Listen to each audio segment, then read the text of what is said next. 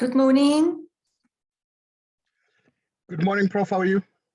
Fine, and you? Great.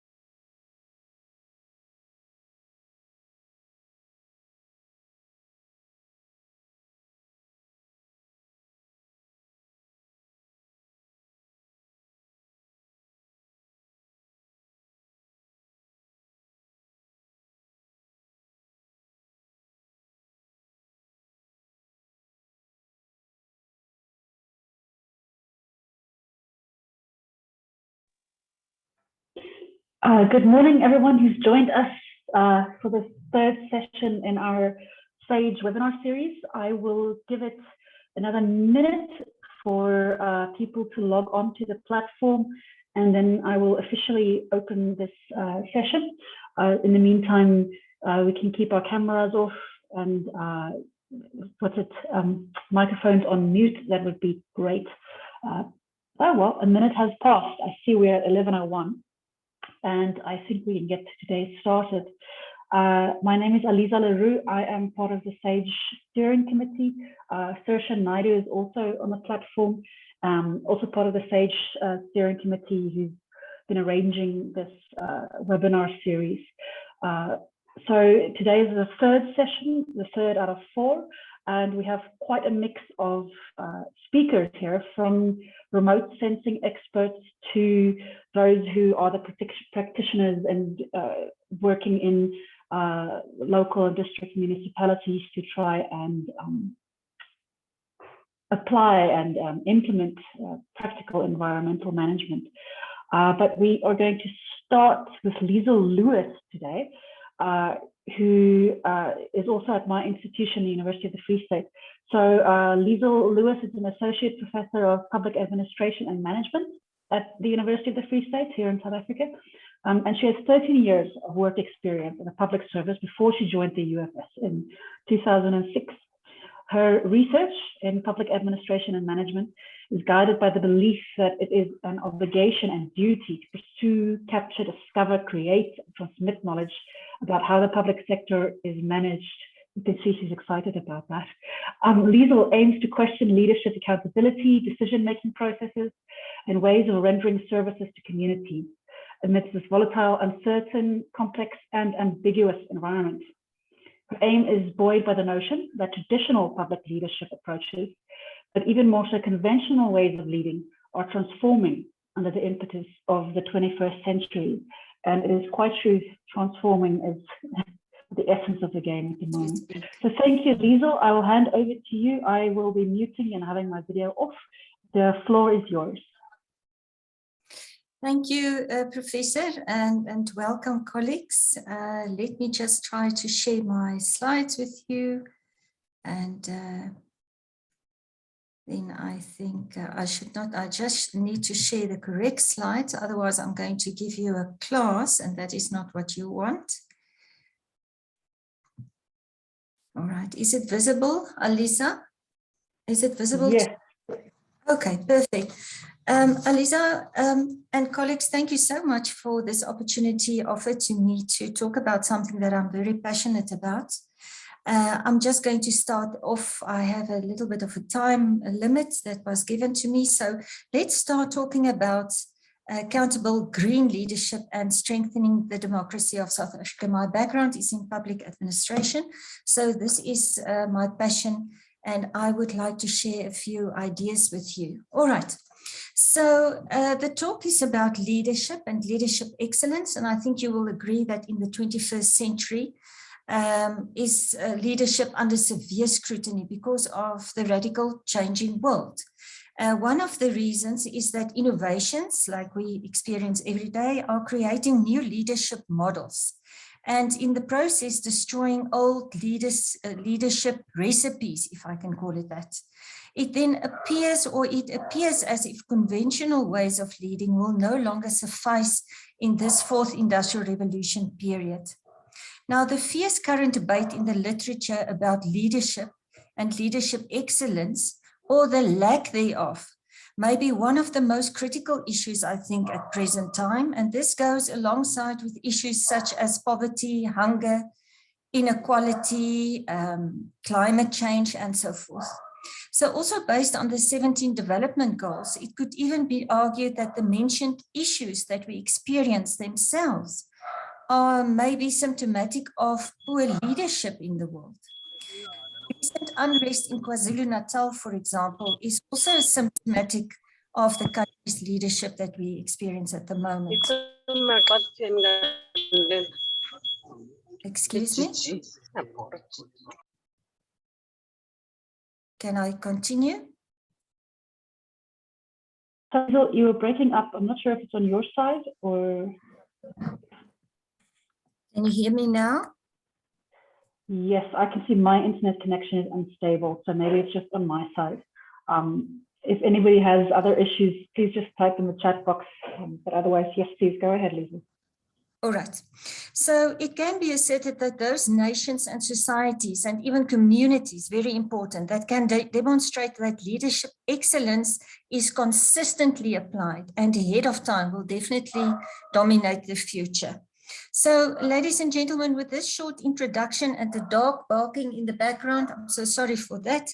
My presentation today will focus on accountable green leadership and strengthening the democracy of South Africa. So let me first of all start with leadership as we know it. What are we used to? And I have just given you a few definitions there.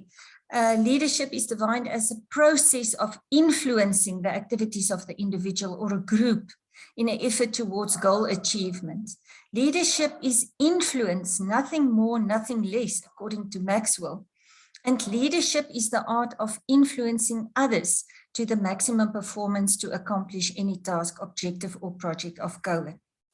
Now, these boundaries that we were used to have allowed researchers to narrow down and identify 100 traits or qualities or characteristics that differentiate leaders from non-leaders as we know it.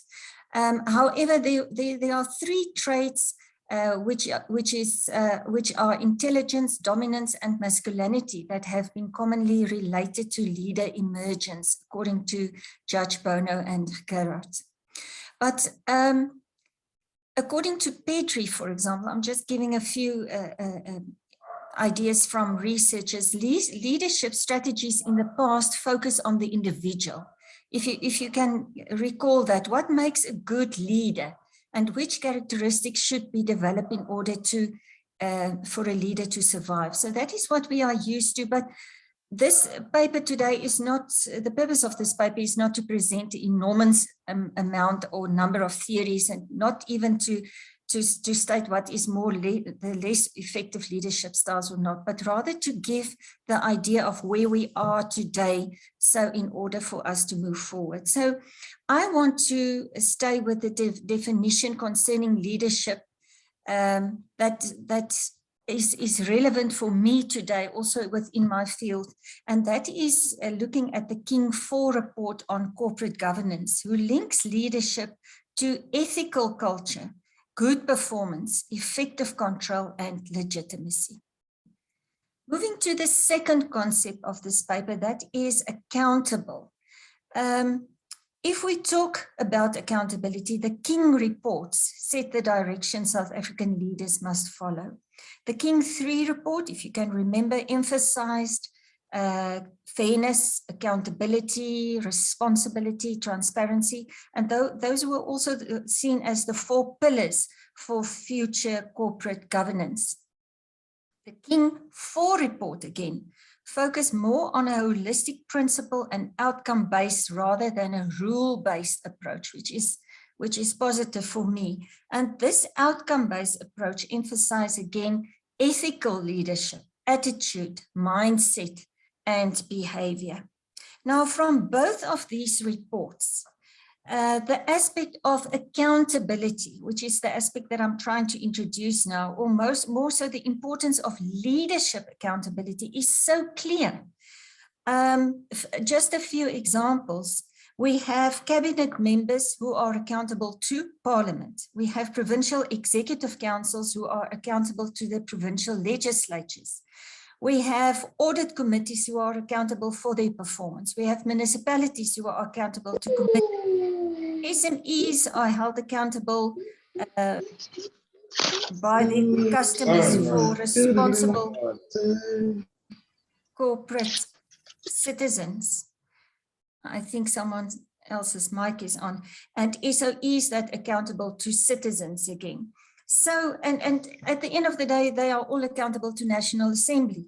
So accountability is really very much captured in documents, especially also the Constitution. I just want to quickly refer to section 24 of the Constitution that talks about environmental rights and clearly states the accountability there. Everyone has the right to an environment that is not harmful to the health and well-being, to have the environment protected, etc. All right, so section 24 of the Constitution also then places a duty on the 3 spheres of government and government leaders to take responsible steps, including making laws and also ensuring sustainable development. So other thing, just the last thing that I want to mention here that might be a challenge for the future, or is currently a challenge.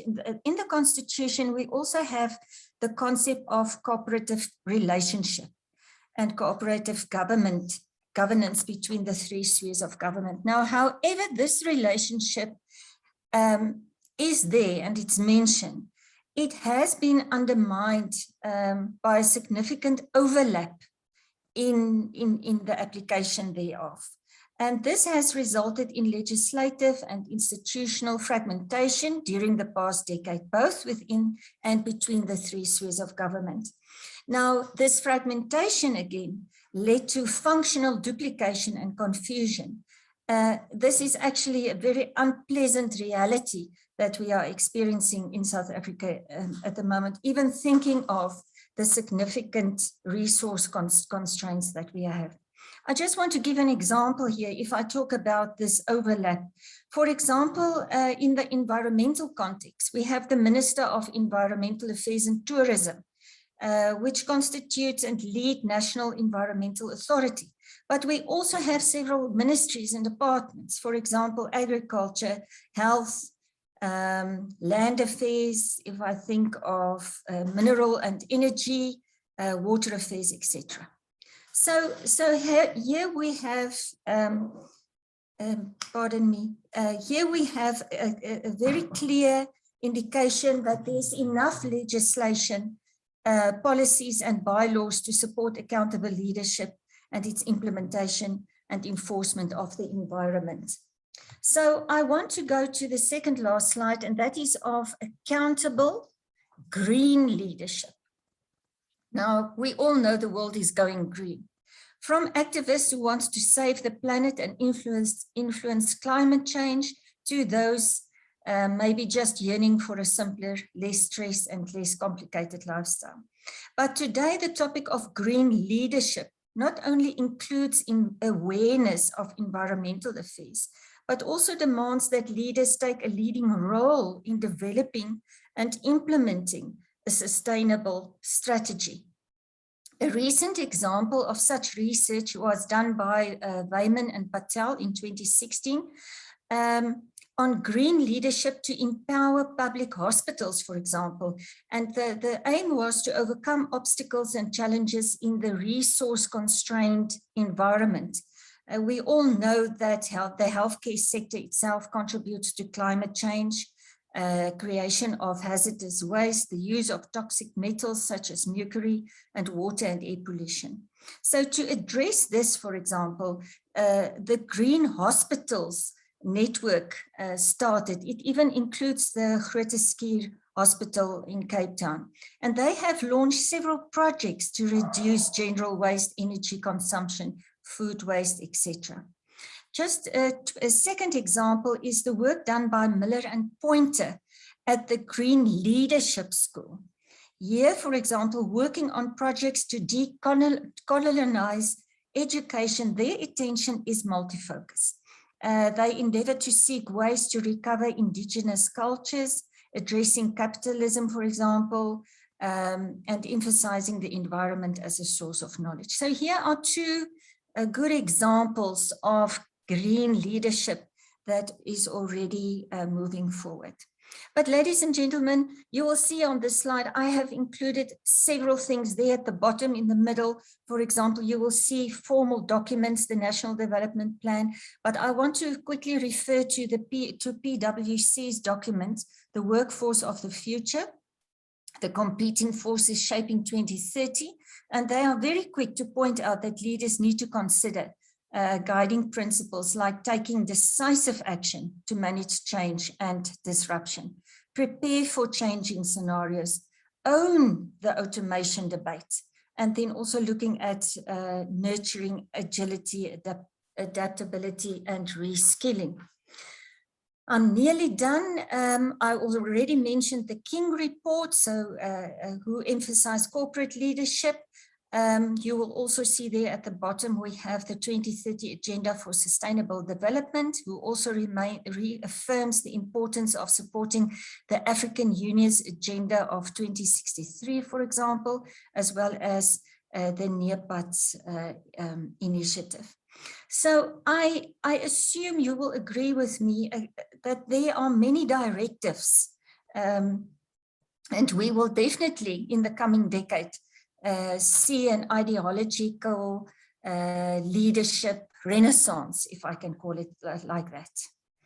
It is of course anticipated that the growth in the population will place enormous responsibility on leaders to bring about harmony in the climate-human ecosystem interaction and the implications for global environmental solutions.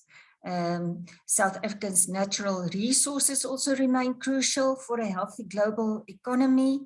It is emphasized that health literacy and the informed or educated new generation is important in the future, because it is definitely realized that the sustainability of resources in South Africa is embedded in the principle of education and also the development of the next generation.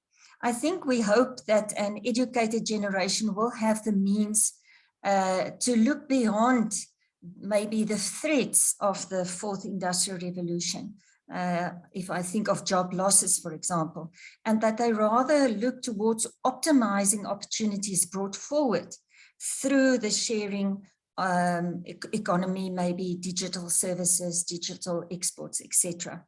So I also want to, you will also see on this slide, there's also a strong relationship between education policy and sustainable development in South Africa specifically. On the one hand, we can argue that if education is to play a transformative role in sustainable development, then education policy needs to be fundamentally reorientated. As it is at the moment, it's not enough.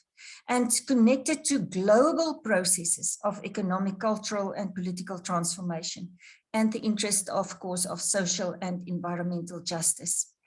But we can also argue that South African leaders need to rely on lessons and successes of the history rather than continuing to import Western-based models that may be necessary that we all apply. All right, ladies and gentlemen, I am going to conclude with this last slide. So it brings us to two questions. Accountable green leadership. I think in future this will be the two questions that we have to decide, or that we have to talk about. First of all, South African leaders can either follow a global agenda, moving away from traditional patterns of economic growth and towards a greater emphasis on sustainable development, thus pursuing the 2030 Agenda for Sustainable Development. Or they can follow a regional development agenda that entails achieving a more radical and structural transformation, such as the Agenda 2063. I must be honest with you, and I'm concluding with that statement, is I'm not sure what we are following at the moment. We have documents, we have direction, but I'm not sure what we are following at the moment. And with that, I give over to the chairperson. Thank you, ladies and gentlemen. Thank you so much, Liesel. This was a great talk. I think I have quite a few questions, and you've left enough time for questions, so thank you for that. Usually in these talks, we give people an opportunity to either chat in the chat box if you would like to type a question, or if you would like to ask, you are very welcome to either put up your hand or just activate your mic. I will, for now, not start my video because connectivity was a bit bad. Are there any questions from the floor? I know, Sershan, you hinted that you may have a question to ask.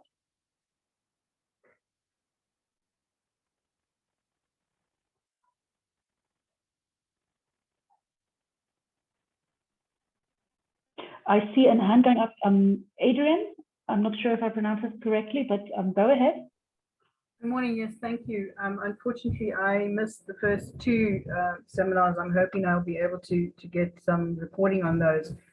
Yeah, Liesel, a couple of issues. For example, when you talk about the Constitution and then you bring in cooperative governance, the reality of it in terms of, sorry, I'm an environmental consultant. The reality of it from an environmental point of view is cooperative governance is used to condone and mask bad environmental management by particularly local authorities. And I talk here about the small local authorities and the rural areas, which is where I'm from. You know, you also made reference to Fortescue and all the policies that they're bringing in. None of that is happening in true life in terms of the smaller areas, Scottborough, even down past Margate, those sort of areas, inland to Isselbewini and all of those sort of areas. None of that is happening there, and those are all major producers of problems. And I think that's something that one should note. I mean, I hear what you're saying, you don't know which route we're following, and I think I agree with you. We certainly don't know which route we're following. But from an environmental management point of view, this country is an absolute mess. And I can give you hundreds of examples of it. And well, the scary part about it is that when somebody tries to report it or get it sorted, basically cooperative governance is, oh, well, you know, we can't really go against them because they're also government, and we get this excuse all the time. It's just a point I wanted to make. Thank you.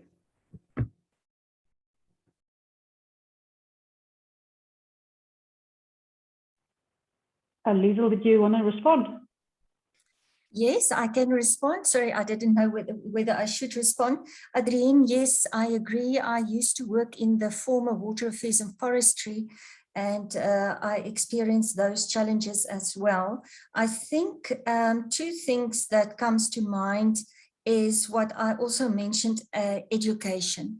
If we can educate our communities and that they can come and not put pressure, but alongside municipalities and local government, try to move forward.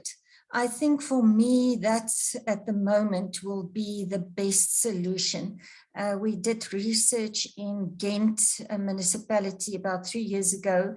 They have MOU with the Mangaung municipality. And there I have again realized the impact of the community. If the community is educated, they actually then take the lead. We did research on social innovation where you have the two groups that's working together. But I have not even mentioned, Adrien, the National Development Plan. That is also a document that, you know, that gives us a clear guideline. But I hear what you say, and I understand your challenges. It's definitely there. Thank you for that. Thank you, Liesl. I think we have time for one more quick question, and I see Albertina Ramallo, your hand is up. If you can unmute yourself.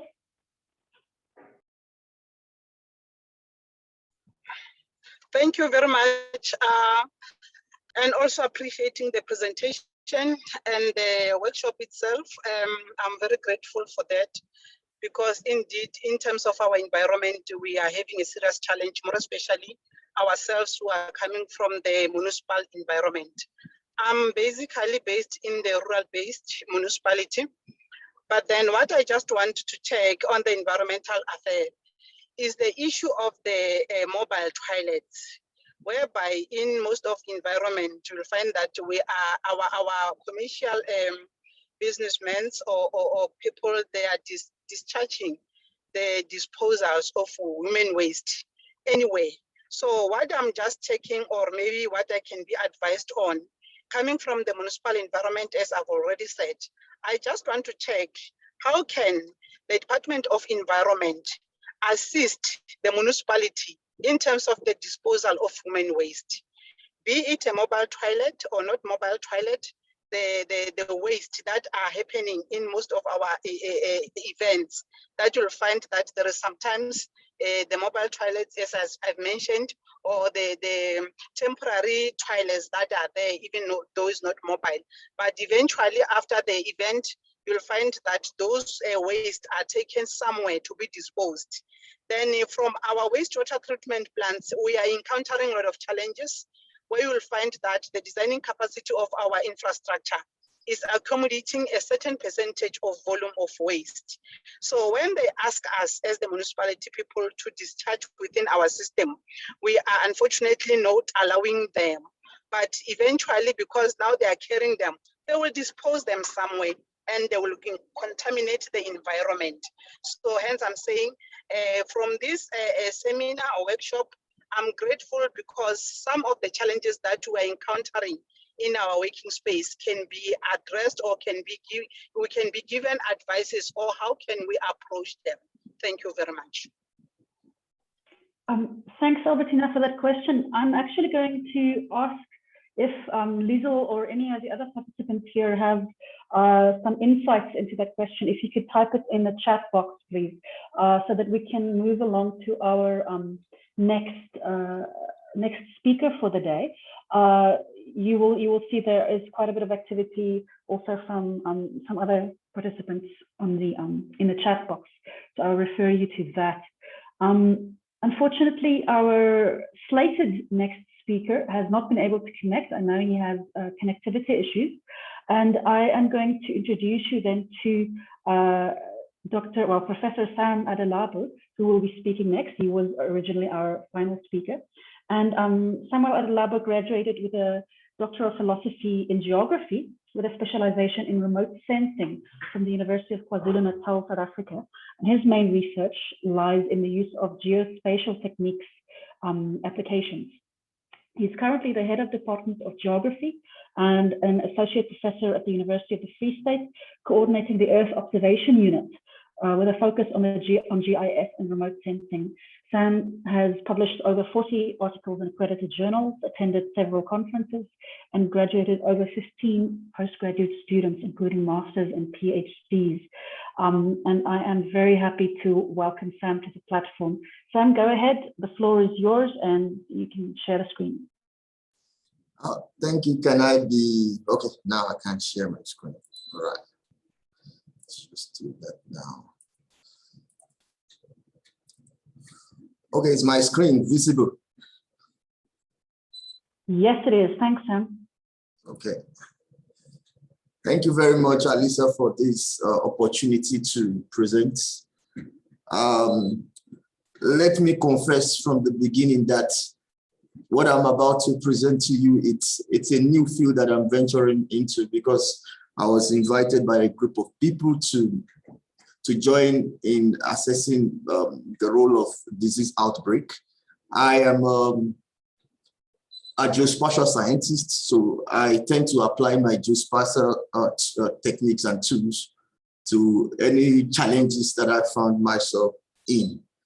And so the title of my topic this morning is "The Future is Now: Understanding the Role of Space in Monitoring Future Disease Outbreak."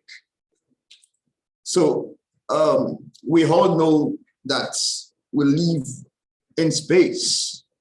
And I've just brought this picture to remind us of how the space looks like if we at all have forgotten. I mean, you will see that Africa is clearly shown on the front of that picture.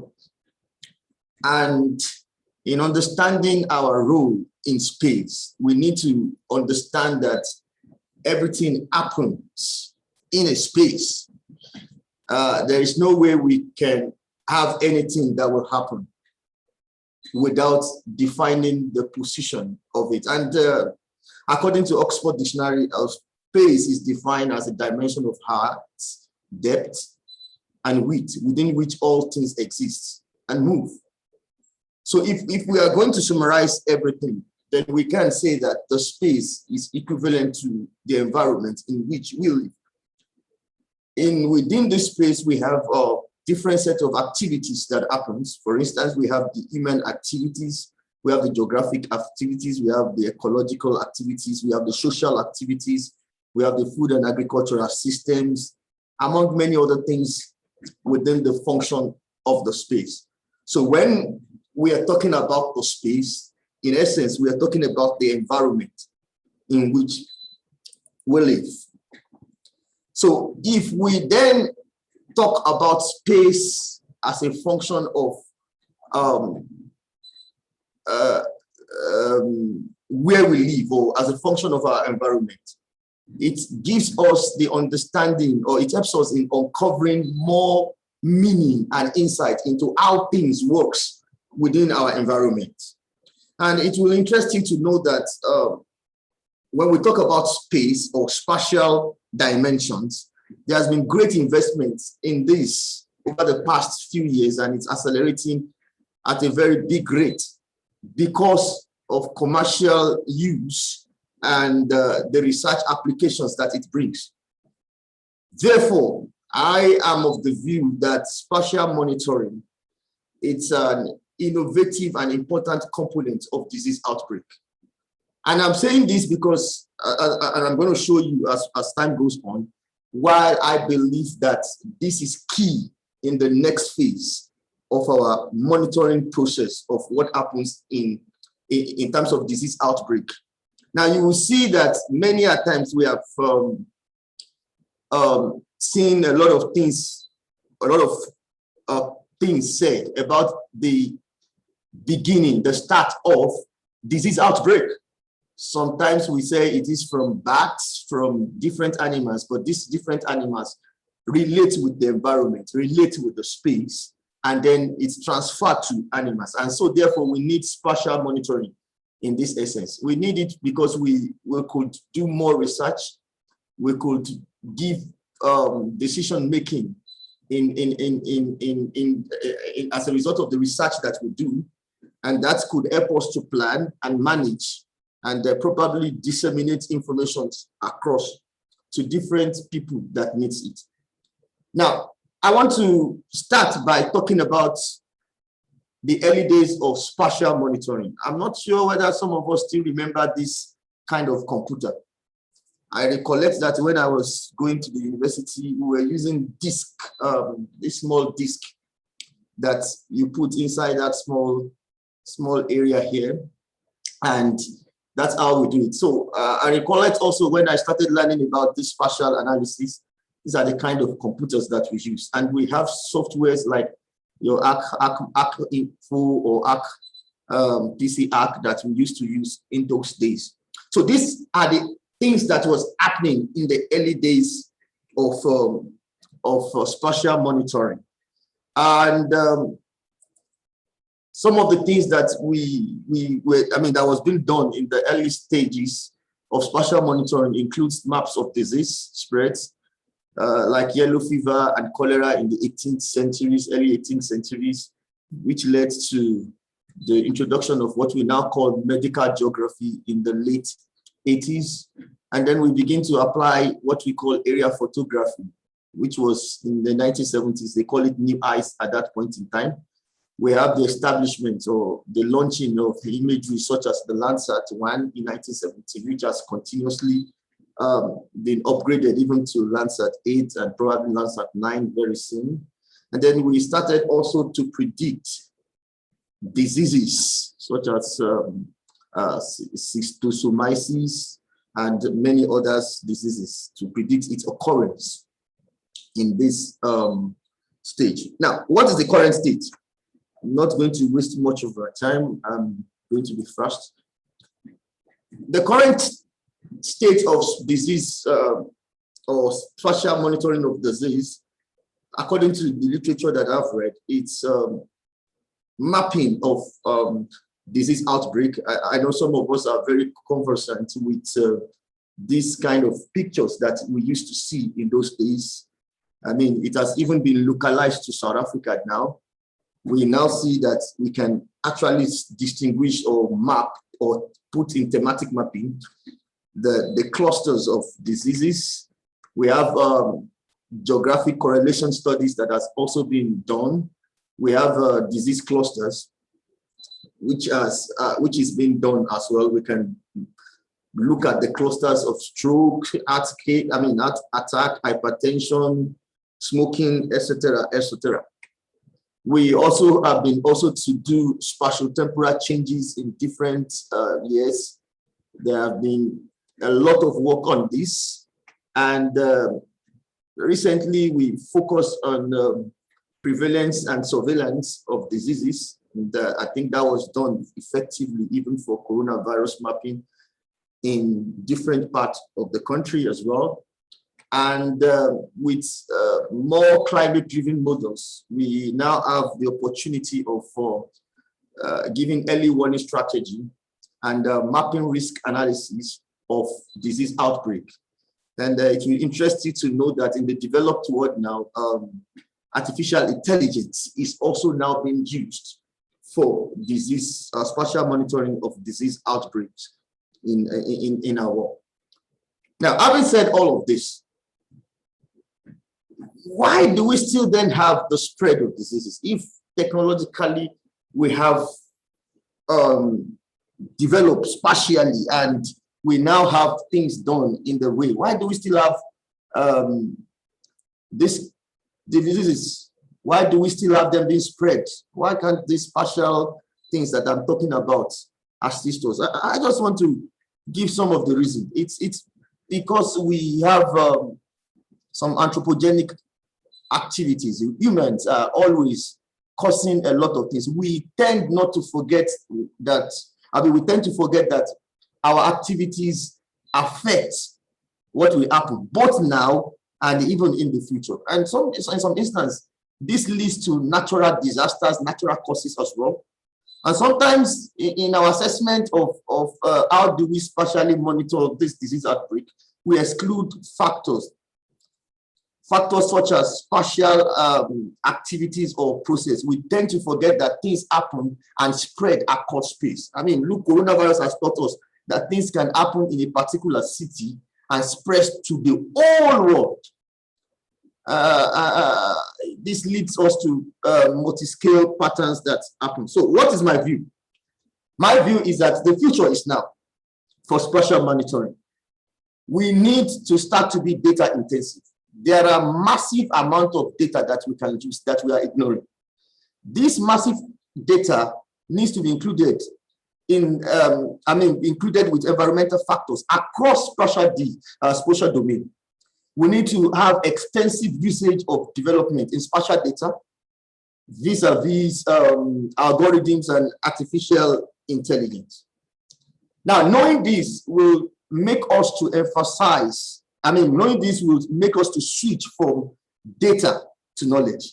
Now, if we have a lot of data and we have it in massive way, then we can begin to accuse that data together in a spatial way that will bring us to the knowledge of what we are dealing with.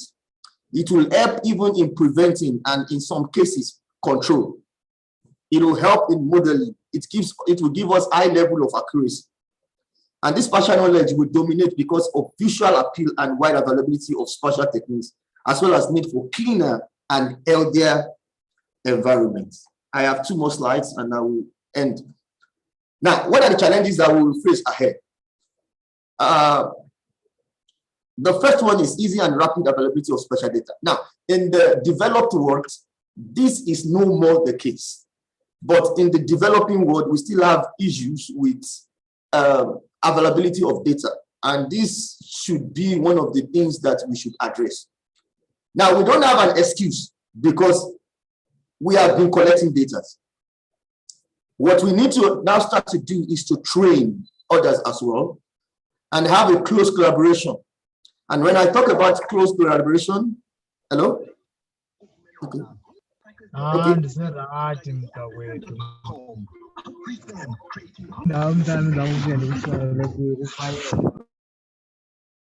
Okay, can I continue?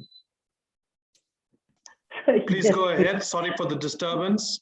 Okay, so we need to begin to have close collaborations. And what I've observed from the different presentations in this webinar is that there is need for integration and multidisciplinary approach in mapping disease outbreak. I'm not an epidemiologist. I'm just a remote sensing scientist, a GIS spatial applications scientist, so that uses all of this. So it is very, very important for us to begin to work together and begin to use all the knowledge that we have to understand this. Let me end with this slide. The heart, I saw this on the internet. I thought it might be useful for us. The heart doesn't need us. It is us that needs the heart. Let's begin to act like this. Thank you, Ari. I go back to you, Alisa. Thank you very much for the opportunity. Thank you so much, sir. I appreciate that, and I agree with your last slide in particular. I think the Earth will survive us much better than we'll survive without the planet. And we have time for a question, and I see that Sershan's hand is up. So go ahead, Sershan. Ask your question. Thank you, Samuel, for your talk. I am a plant physiologist by training, but I've actually made a lot of friends in the GIS world because I think that GIS scientists have more fun. I have a very honest question for you, and I hope that you would give our audience an honest answer. There is considerable advancement that's been made in terms of the use of spatial techniques in the mapping of malaria. And epidemiologists have partnered very strongly using trans and multidisciplinary approaches with other scientists in terms of mapping. And there is always a case of hot topics becoming hot topics because that's where the funding moves to.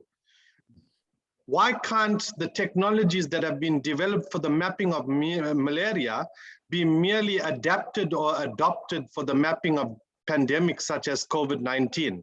Why do we need to reinvent the wheel in a sense?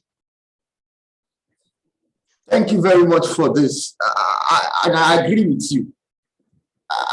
For me, the issue of pandemic, it's more, let me state from the beginning, I'm not an epidemiologist, so I don't know how disease starts. What I just do is the application. And I think our approach is, in my own view, I might be wrong, our approach is that we are always a solver. Generally, the technology is there, like you said, for mapping malaria, and it has worked effectively. It has reduced the amount of cases of malaria that we have seen due to this technological advancement. But the challenge that I have is that we tend to always react. We are reactive. We are not preventive. And that's my own worry. And the limitation of that is that if we are not preventive enough, technologies move ahead of us. Now, the way those people even that use, the first set of people who applied GIS to mapping of malaria did, I think in the early 80s, then things have moved beyond that. So if we are not starting to look at preventive ways and the use of spatial monitoring for preventive measures of disease outbreak, then the technology will move ahead of us. And that's my major concern. We never ever said that we will have coronavirus. And that is because we did not plan for it. These tools are available. They are always there. I mean, you can, to apply GIS technology to a lot of things now, it's quite easy. Data is available as much as possible, maybe not in a developed country like ours. But still, if that disease doesn't come, if the outbreak doesn't come, we will not act. I don't know whether I'll do justice to that question. Thank you, Samuel. Thanks a lot, Sam. Thanks, Session. I'm going to hand over to you just now. Thank you very much. That was, I think, a talk that can deserve a lot more follow-up. So if people do have more questions for Samuel, please do go for it in the chat. Also, if your camera is on, could you please, and you're not a speaker, could you please stop your video, because that might interfere with some people's connectivity and overload their network. So thank you so much. And I'm going to hand over to my co-host here, Sarsha Naidu, to introduce our next speaker. Thank you, colleagues, and thank you, Aliza. I am especially excited about the next talk, given the Code Red report that was released last week, or the Code Red report as it is coming to be referred to. It has put the climate world in a tailspin, but not a tailspin with regards to things that we did not know about, but a tailspin with regards to some of the terminology that has been used, particularly around terms such as communities at extinction risk. The comments that have been made around fires in particular have overlapped with the mass evacuations that we see taking place in Greece, given the recent fires. Cape Town is not a too distant memory in terms of the fires that we encountered there. And particularly the figures around sea level rise and vulnerable communities and capacitating them to become more resilient to this. And that's why the talk by Dr. Gray Mangeza, and I hope I pronounced that properly, around participatory environmentalism in the new normal, framing post-pandemic futures for climate action praxis, comes at a very, very opportune moment in our dialogue around climate change. Dr. Mangeza is a social scientist with interest in community development, particularly participatory, bottom-up approaches to social change. Gray uses his interest in inclusive development approaches to not only theorize sustainable change, but also critically reflect on the role of science and knowledge in community change.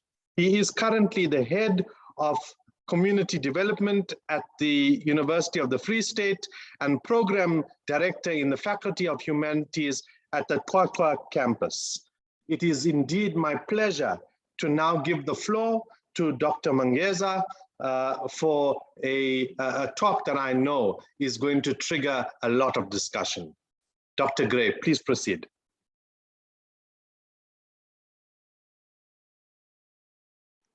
Thank you so much, and good morning to all the attendees, and thank you to the guest. I also want to appreciate the two presentations that we've just heard I am trying to share my screen. Okay.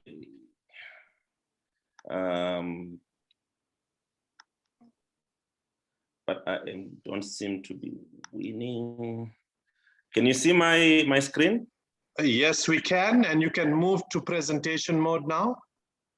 All right, thank you. All right, let me just go to the top. Yep, thank you. Perfect. Brilliant. I'm just going to switch off my video because of the challenges I'm facing with bandwidth at the moment. Thank you. Thank you, colleagues. My presentation is on participatory environmentalism in the new normal, framing post-pandemic futures for climate action praxis.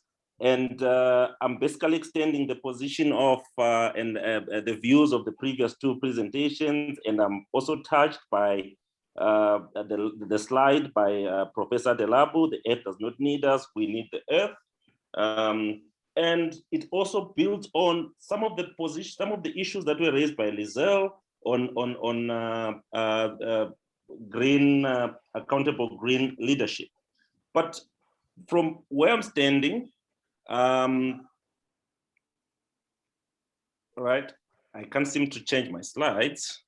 Right, from where I'm standing, I'm going to give a socio-historical rationale for an environmentalism focus, participatory environmentalism in the new normal, and also speak about post-pandemic futures of climate action praxis.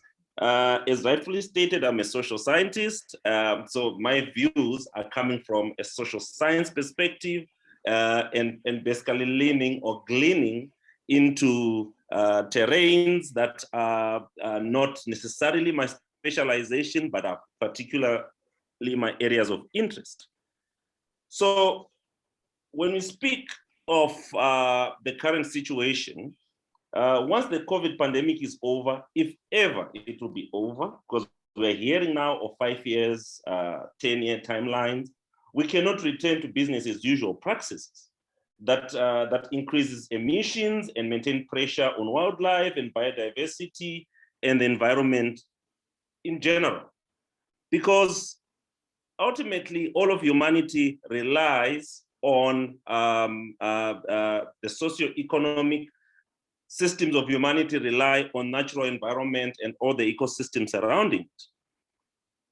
Having said that, it's also a fact that people have a right to a safe, clean, healthy, and sustainable environment, the rights-based issues to environmental access, to environmental resources, but getting these rights and getting these accesses, we need to promote issues of environmental sustainability and resilience as key areas that need to be emphasized.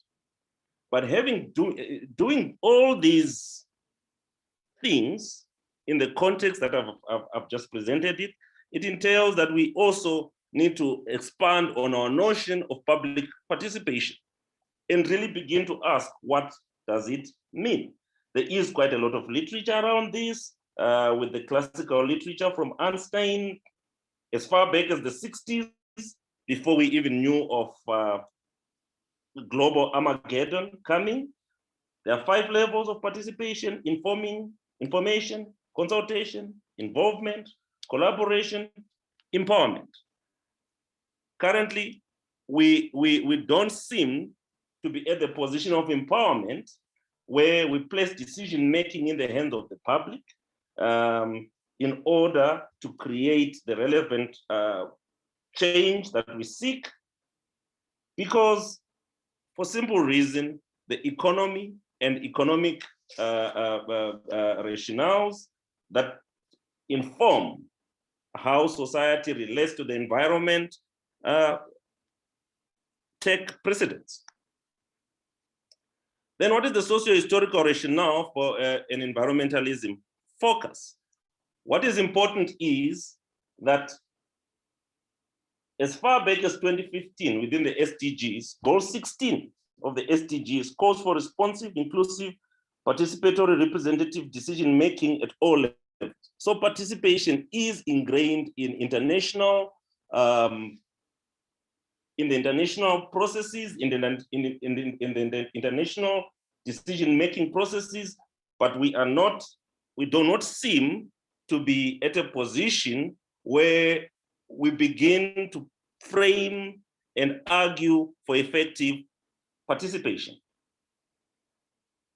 What is it that we need to depart from? We need to depart from how can we have effective participation? We need effective participation by departing from an orthodox scientific paradigm, which has been criticized. And this scientific paradigm upholds a universal objective reality that breaks down society into component parts. And this is done by an impartial or a rational observer who analyzes and acts upon their observation. Nature or the environment in this way is viewed as a thing separate from human experience, so that human beings are able to exploit it without limit and consequence. It is seen as an innate and passive. Nature is seen as innate and passive to be managed by human beings and used as a resource, degraded without fearing the after effects. And the way in which for example, environmental management has been structured, it is centralized, and there's bureaucratization of environmental matters, because traditionally, environmental policy makers have used the neo-Malthusian argument that it is exploiting population growth, specifically in the developing world, that is the main cause of environmental destruction, and that poor people, rural and indigenous people, forest dwellers, exploit resources selfishly and without restraint. And this is in the literature. So when the state organizes environmental matters or responses to environmental matters, there is a certain level of paternalism towards these people. And there is almost like a disparaging of traditional ecological knowledge in favor of teaching communities modern conservation practices. Now, again, this is from the literature. Now, all this is now seen a fight back, a fusion of bottom-up and scientific resistance to this perspective.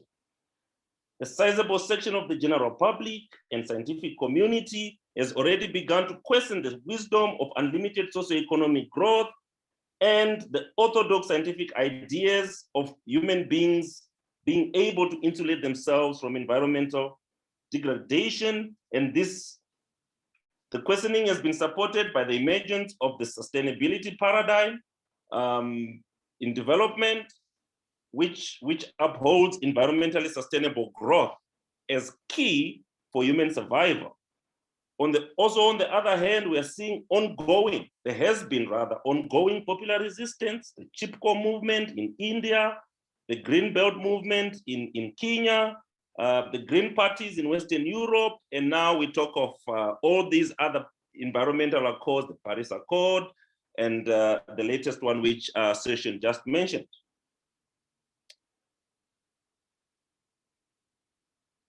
And all this has resulted in us getting to a point where we have a pandemic. Just to link to the topic of the workshop, we have a pandemic, and how do we use the pandemic as an opportunity or as a space in which we can derive important lessons for climate change, for growth. The one thing that this pandemic has shown is that it provides humanity with a foretaste of what a full-fledged crisis, climate crisis, could entail in terms of simultaneous exogenous shocks, on the one hand, to supply and demand, disruption of supply chains, and global transmission and amplification mechanisms. Pandemics and climate risk also shares many similar attributes.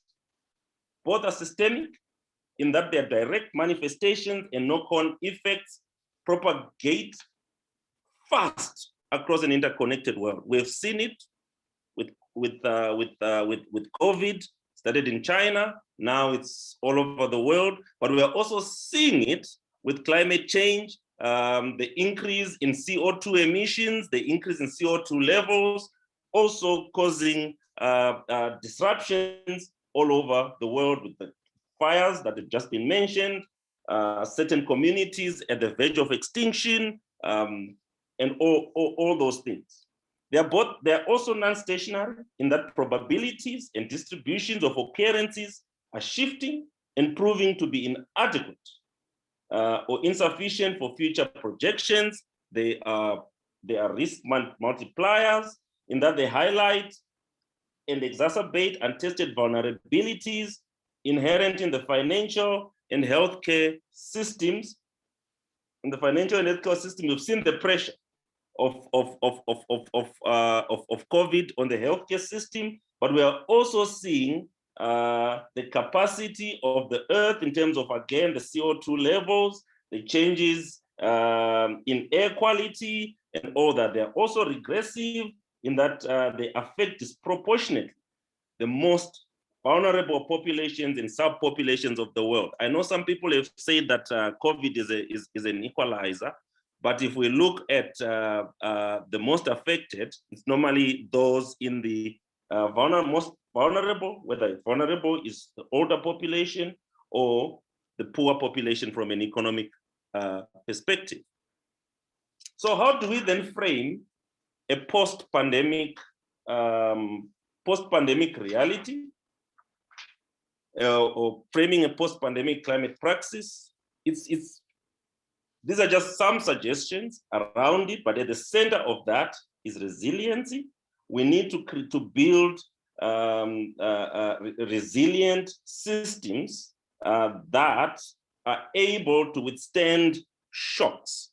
But building resiliency cannot be done on the current socioeconomic models or current consumption trends. It means we need to create a resilient system by also changing the manner in which we look at,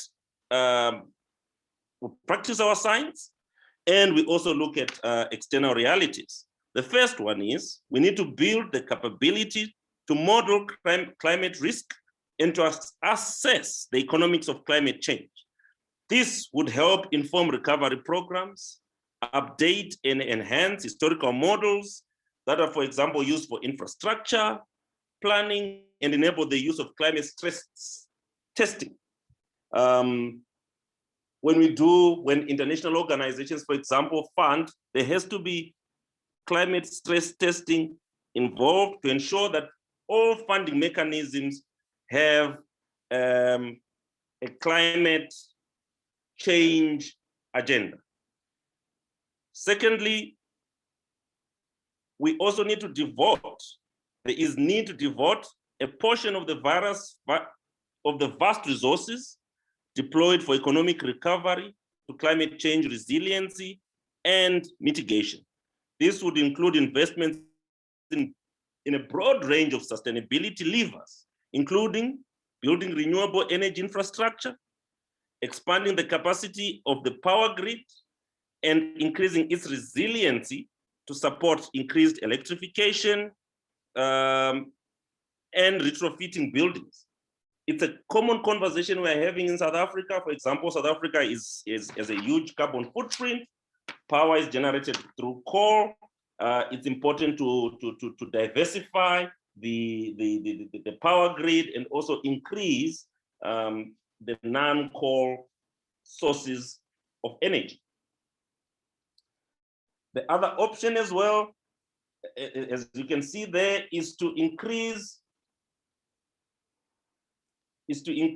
national and international alignment and collaboration on sustainability because it's quite clear now most of the problems we are facing cannot be solved nationally.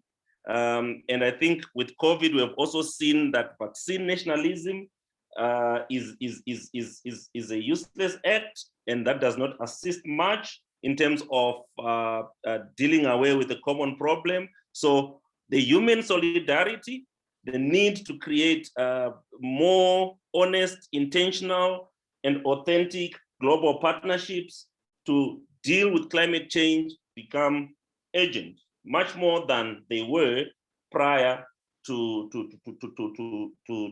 COVID, prior to COVID. Then we also need to talk about decarbonization as well, as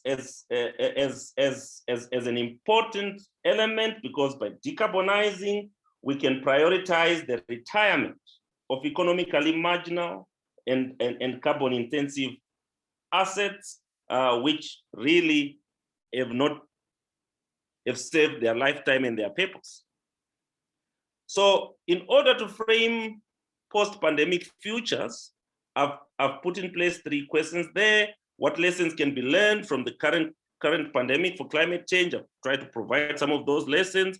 What implications, positive or negative, does our pandemic responses hold for climate change? And what steps could the private, public, and civic sectors take to align pandemic responses with sustainability imperatives? So all these questions are basically questions that would be important in framing some of the initiatives, some of the practices that we would need to do in order to frame a post-pandemic future. Thank you so much. That's my schlep.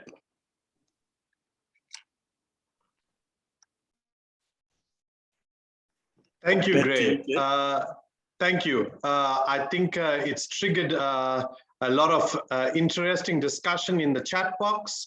And I want to call now for questions from our participants. You can stop sharing. If you can use the raised hand function to pose any questions to the speaker.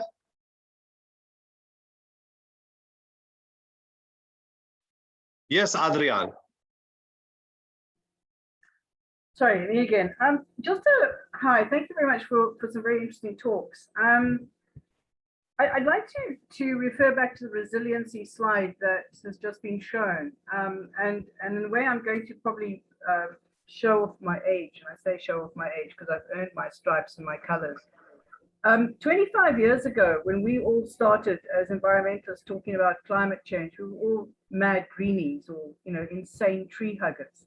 And the reality of it, that slide really is a slide that was out there 20 years ago, where we talked about decarbonization and all of that sort of thing. And yet we're still talking about it, and we're still talking about it at an academic level.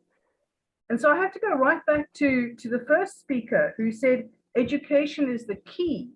And I don't disagree with that, but how do we then get to this education of communities? I've often, I have on many occasions and many international and national seminars and conferences and now webinars said, should we not be including environmental management and sustainability in its true form? And I talk about it not as it is at the moment, which is really a very flippant statement. In things like high school curriculums and so on. And I would just like to know how the high academic people who have been speaking today would react to something like that. It would be just interesting to see how everyone would respond to that statement. But sadly, what has been put forward now was put forward at least 25 years ago. And that for me is probably, I'm at the end of my career, but that for me is probably one of the most scary parts that I can actually say. Thank you. Thank you, Adrian. I'm going to give Gray the opportunity to respond to that question first, and then I'll move to Liesl. Thank you so much. And I'm glad that, this is a question that was raised 25 years ago. Some literature even goes further than 25 years ago. We have not moved. What we have just been doing is to change the deck chairs in a sinking Titanic. We have not moved. All the principles, the right principles, decarbonization, global cooperation, all those principles are there. It's not like humanity is not aware of the solutions that are required in order to really move really move the conversation and really move the needle in terms of climate change. So there has not been any progress. What there has been actually is an increase in consumption and extra pressure on the environment, and that has not benefited humanity or the environment at all. So yes, we might be talking about the same conversation now that was being held 25 years ago.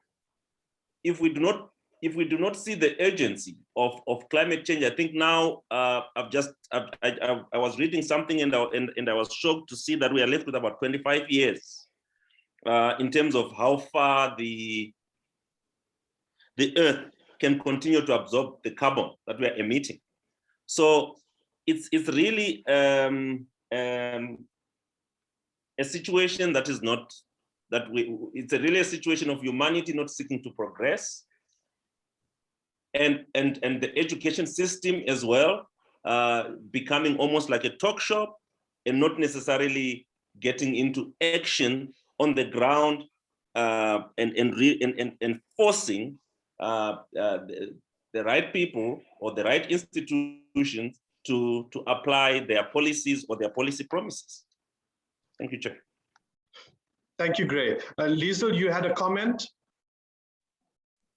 Colleagues, maybe I am naive in a sense, but I want to differ a little bit with my colleague when he say that there was no movement. I do feel since 1994 there is a movement, maybe not against the pace that we want, but just taking the recent situation with COVID. I mean, we had a challenge with everyone taking the vaccine or not, and with a little bit of education, there was movement.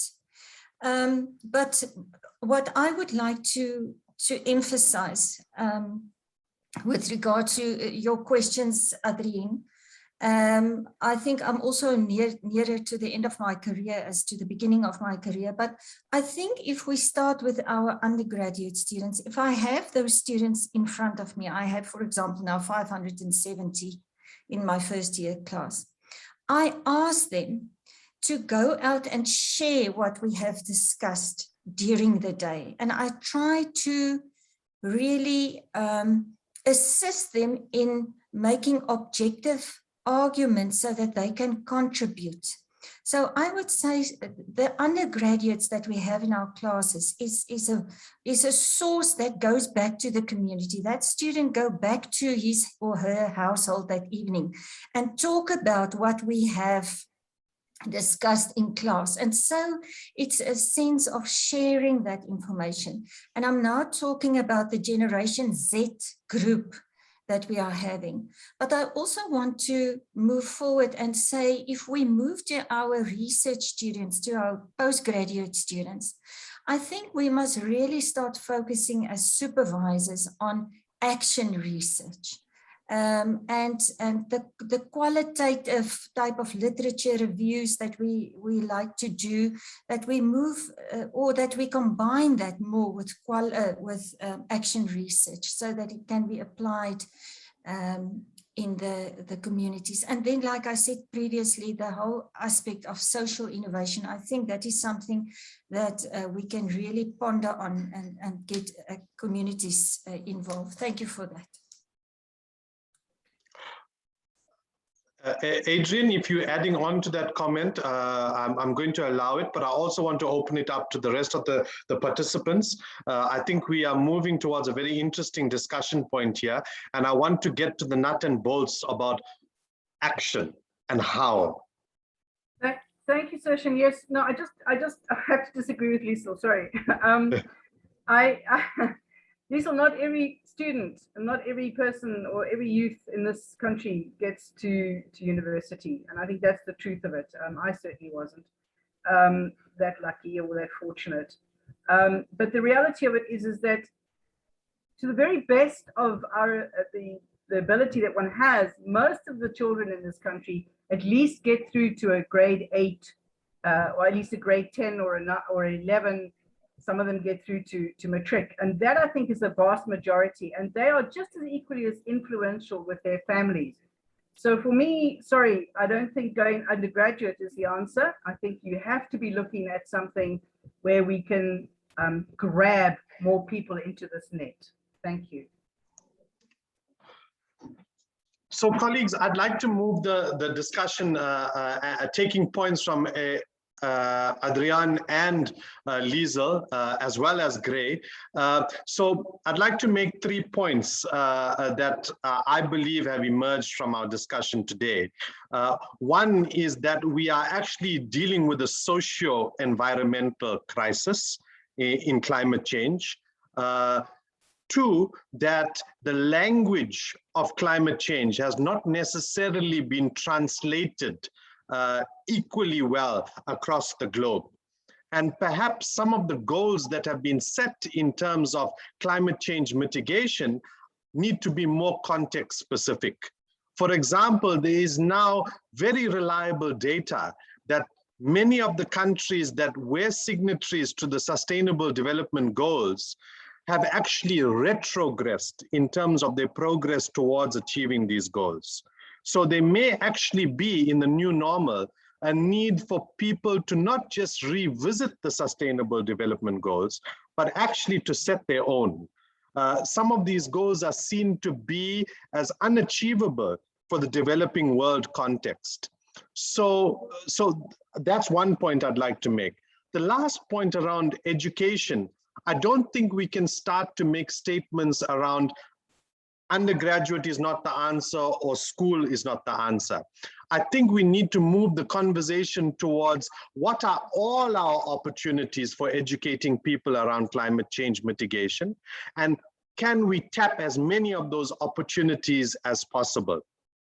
And I want to use the vaccine rollout as an example.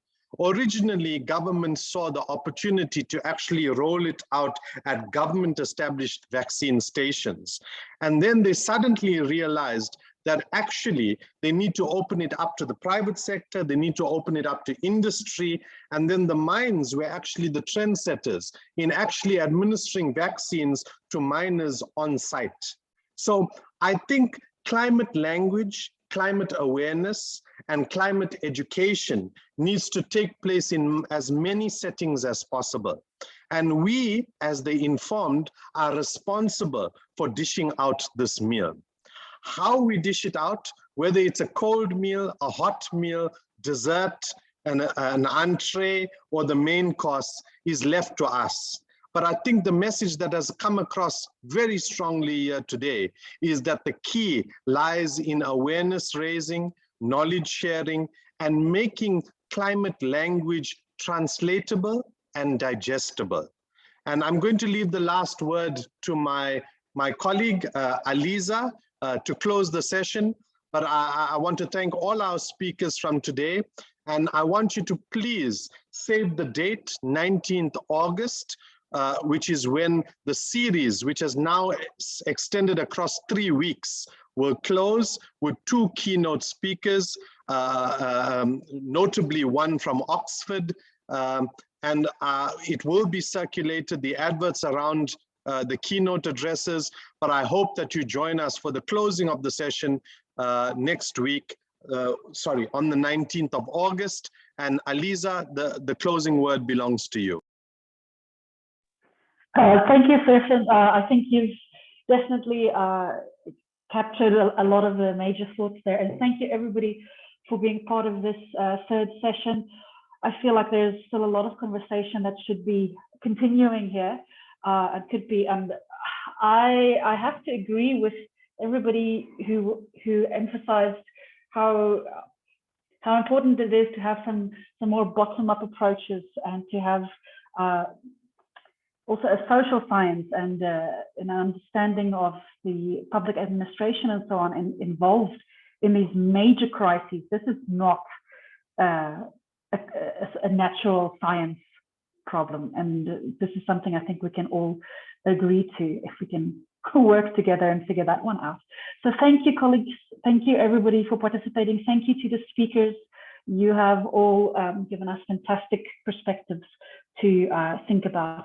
And I hope to see you all again next week, same time, same place, for our final session of this series. Thank you very much and have a fantastic Thursday, everybody.